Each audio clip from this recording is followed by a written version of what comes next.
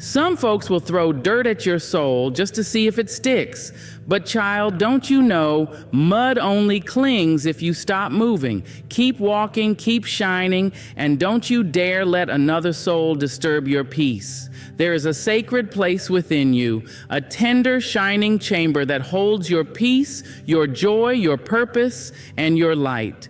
It is not for the public. It is not for the curious. It is not for those who come empty-handed, bringing nothing but chaos and confusion in their wake. That space is your inner court, your sanctuary, and you must learn to guard it as though your life depends on it, because in many ways, it does.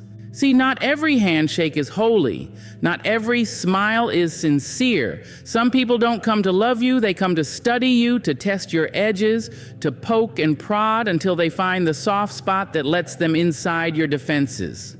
And if you don't know how to say no, how to close the gate with love and firmness, how to choose silence over noise and solitude over circus, then soon enough you'll find your sacred space cluttered with voices that don't speak life and faces that don't mirror love. You have to treat your spirit like a temple, not a train station. Everyone can't come and go as they please. The door to your peace should not swing wide open just because someone knocks with urgency. You've got to learn to pause, to discern, to recognize when a person carries calm and when they carry chaos. Some will speak in honeyed words but plant weeds in your garden. Some will laugh with you in the daylight and carry your secrets into the dark. It's not about being cold. It's not about building walls so high that nobody can climb them. It's about building gates with wisdom. It's about placing guards called discernment at the borders of your soul. It's about knowing that your time, your energy, your company, your kindness, these are not cheap. They are gifts, precious ones. And you are not required to keep giving just because someone keeps asking.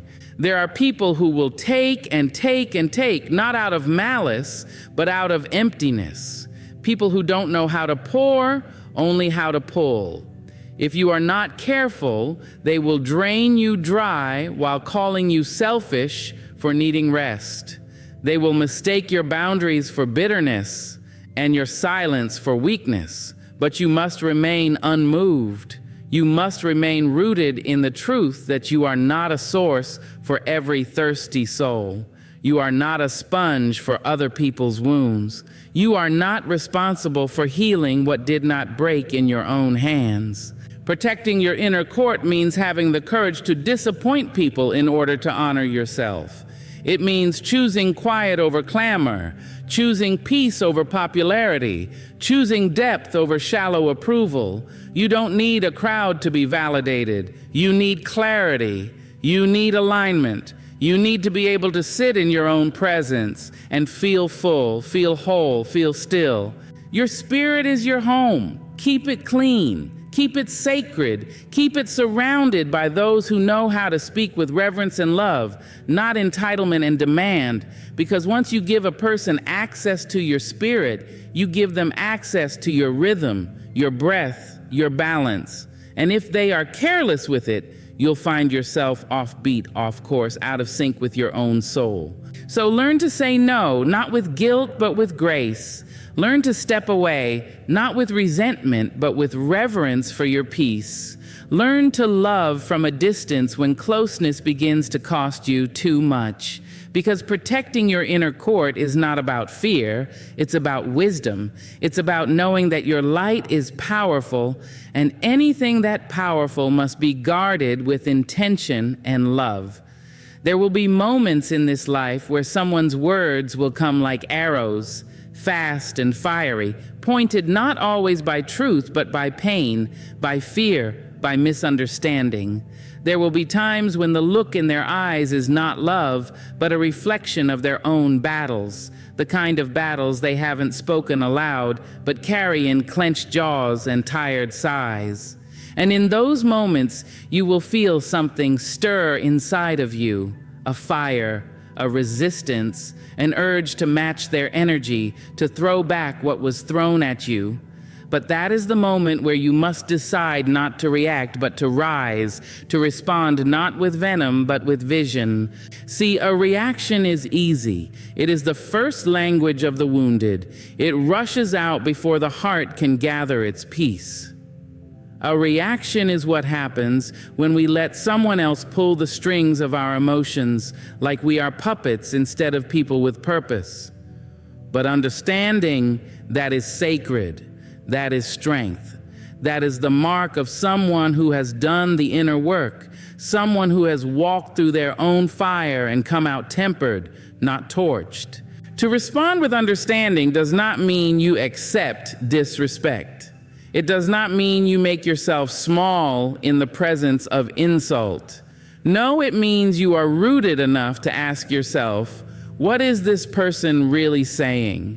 What pain are they speaking through? What fear are they hiding behind their tone? When you understand that most people are projecting not truth but trauma, you no longer take it personal. You begin to see the child behind the tantrum, the wound behind the harshness, the insecurity behind the arrogance. You must train your spirit to pause before it speaks. You must learn to taste your words before you serve them, because words can be weapons or they can be medicine, and you get to choose which one you carry in your mouth. Don't let someone's chaos become the architect of your tone. Don't let their disrespect design your dialogue. The moment you mirror their anger, you surrender your mastery. But when you respond with calm, with clarity, with compassion, you remain the author of your story. It is a daily discipline, this act of responding with understanding. It requires you to check in with yourself constantly to ask, is this about me or is this about them? It requires you to hold space for the hurt behind the hostility, not to excuse it, but to see it for what it is. And when you see clearly, you no longer need to defend yourself. You simply state your truth and let that be enough. When you respond with understanding, you create space for growth. You teach others by example that emotional intelligence is not a weakness, but a quiet, commanding strength. You give people the gift of reflection, not retaliation.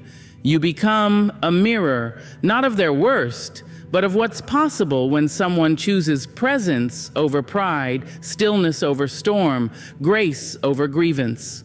And that is the power you carry when you decide to be the calm within the conflict, the voice of reason when the room is loud with pain, the steady hand that does not flinch at provocation. That is not submission, that is sovereignty. That is how you protect your peace while still holding on to your power.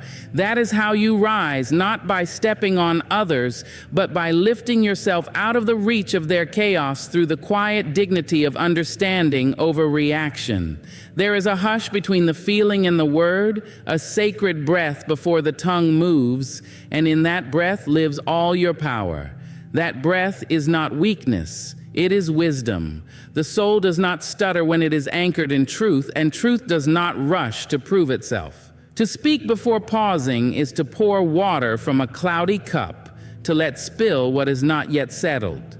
But when you train your soul to pause, you allow the murk to fall and the clarity to rise. We live in a world where people speak to be first, not to be right, to be loud, not to be light. They fire words like bullets, fast and without thought, aiming at shadows, piercing through what they cannot see clearly. But your soul is not called to echo that chaos. You were not born to bark replies or spit fire at every flicker of offense. You were born to walk with grace through the fog, to see beyond the surface, to listen until the silence reveals more than noise ever could. To train your soul to pause before it speaks is to honor the gravity of language.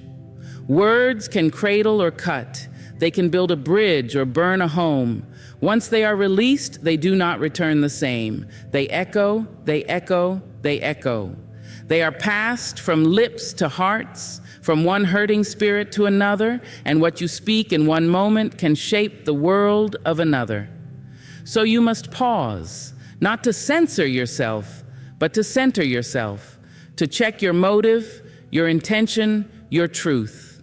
That pause is where you ask yourself, is what I am about to say rooted in love, or is it rising from fear? Am I speaking to connect or to correct? To protect my peace or to disturb theirs?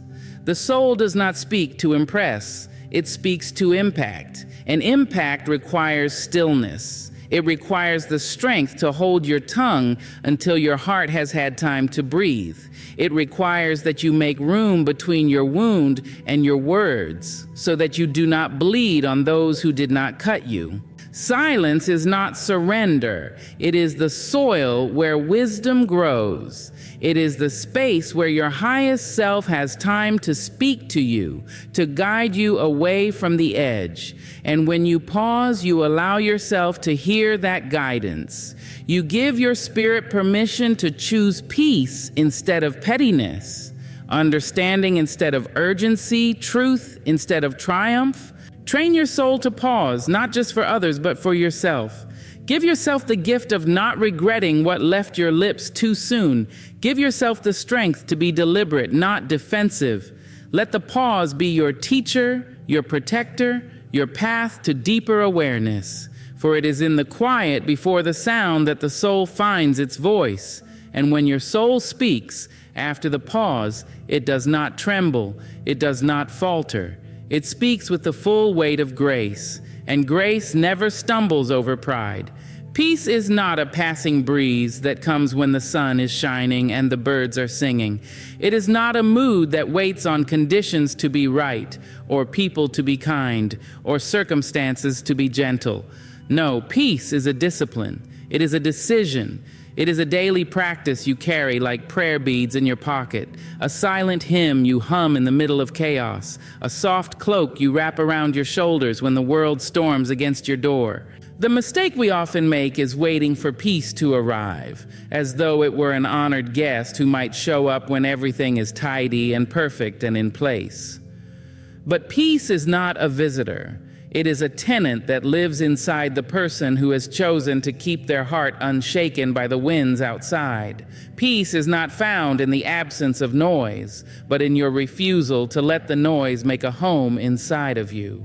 To practice peace is to wake up each day and say, no matter what this day brings, I will not hand over the key to my calm.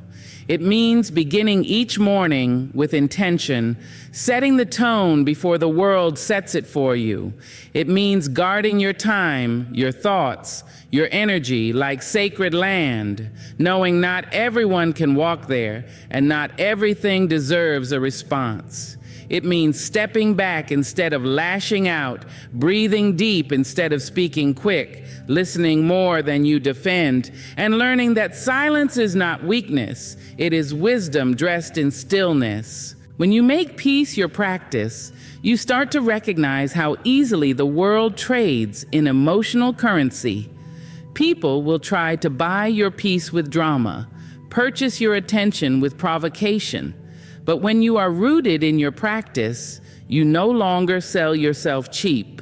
You understand that peace is not something to reach for. It's something you return to over and over in every conversation, in every challenge, in every breath. Some days, peace is quiet and effortless.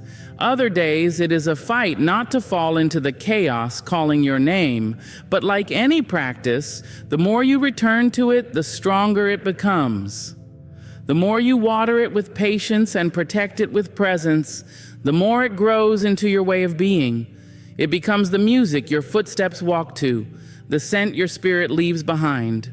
Peace is not passive, it is powerful. It is the inner knowing that you are the master of your mind, the keeper of your soul's sanctuary. And when others come with storms, you are not swept away. You are still, you are clear, you are anchored. Not because life has been easy, but because you have made a promise to yourself that no matter what rises around you, what rises within you will be peace. There comes a moment when you must walk so firmly in the knowing of who you are that no shadow cast by someone else can dim your inner light. The world will always have something to say about your looks, your voice, your choices, your past, your path. But when you know your worth deeply, profoundly, unshakably, those insults come not as daggers, but as distant echoes, fading before they ever touch the skin of your spirit. Knowing your worth is not about arrogance. It is not loud or boastful. It is not the noise of needing validation, nor the hunger for applause. It is the still, steady knowing that you are a vessel of divine craftsmanship, molded with intention, blessed with a unique fire that no hand can replicate and no mouth can diminish. It is waking each day not in search of permission to be enough, but in the full realization that you already are. When insults come, and they will from broken mouths and tired hearts, you no longer bow to them. You do not shrink, you do not crumble, because you have done the holy work of digging deep and sitting with yourself. You have traced the map of your soul with gentleness. You have counted every scar and seen the story it tells. You have honored your journey with grace, and in doing so, you have built a foundation no storm can shake. Insults lose power when they meet someone who no longer bleeds from the same wounds. You've outgrown the version of you that believed every lie spoken in a cruel tone. You've left behind the you who tried to bend and twist to be palatable. You no longer explain your beauty or defend your strength.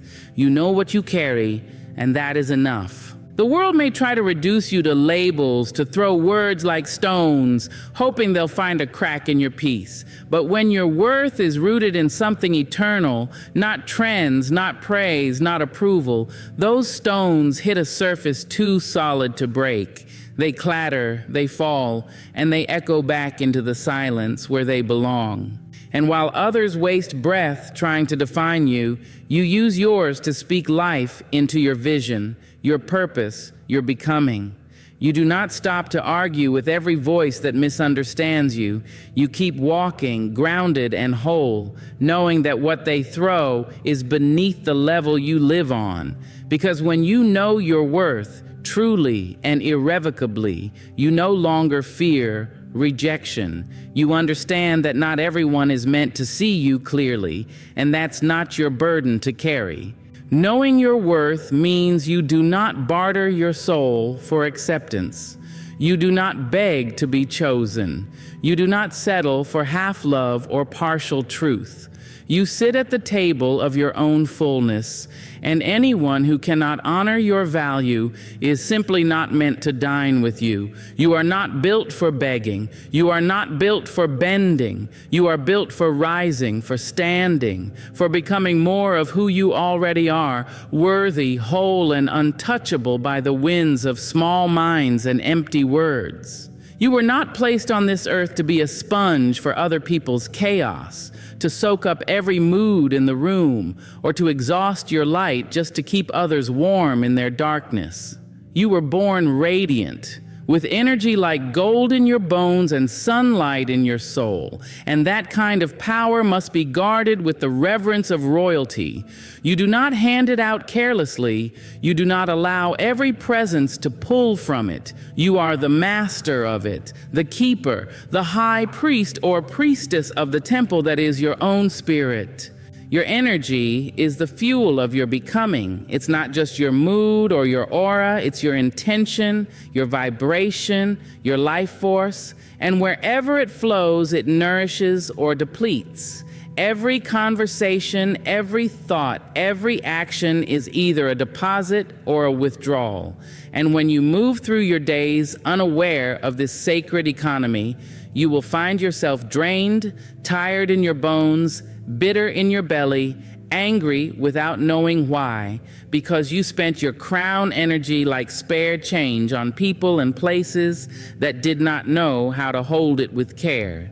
There are some who will gravitate to your light, not because they admire it, but because they need it to navigate their own shadows. And that's not always a crime, but it becomes one when they begin to expect it without giving to demand it without gratitude, to take and take until there is nothing left for you. You cannot heal everyone, and you are not obligated to be accessible to anyone who confuses your kindness for currency. Guarding your energy is not selfish. It is spiritual intelligence. It is emotional sovereignty. It is the understanding that your peace is your inheritance, and you must protect it like you would any sacred gift passed down from divine hands. There will be moments when you will be tempted to respond, to engage, to correct, to prove, to explain, but every engagement is an invitation. And you must ask yourself, what are you being invited into? And at what cost to your crown? Because every time you lower your energy to meet someone in their drama, you are stepping off your throne to wrestle in mud that was never meant for you. And while you may win the argument, you will lose your elevation. You are not required to explain your no. You are not required to answer every call, respond to every message, entertain every criticism. You are not rude for protecting your time, your space, your mind. You are not unkind for stepping back from what drains you. You are simply aware of the price you pay when you pour from an unguarded well. The most powerful people are not those who speak the loudest or move the fastest. They are the ones who know when to engage and when to retreat, when to give and when to conserve, when to rise and when to be still. Their power lies in their control, not of others, but of themselves. Their discipline, their direction, their deliberate choosing of what and whom they allow into their sacred field. To master your energy is to walk through the world with intention, to wake up each morning and ask, not just what needs to be done, but what deserves your presence, what earns your essence. It is to bless what feeds you and release what bleeds you. To recognize that peace is not just a desire, it is a daily decision, a discipline, a divine posture. You wear your energy like a crown, not to boast, but to remind yourself and others that your soul is not common, that your spirit is not to be handled carelessly, that the gold within you was not forged in ease, but in fire. So you protect it with grace. You guard it with boundaries. You nourish it with stillness. And in doing so, you teach the world how to treat you, not by force, not by fight, but by the quiet command of someone who knows exactly what they carry and will never again let it be spent without purpose.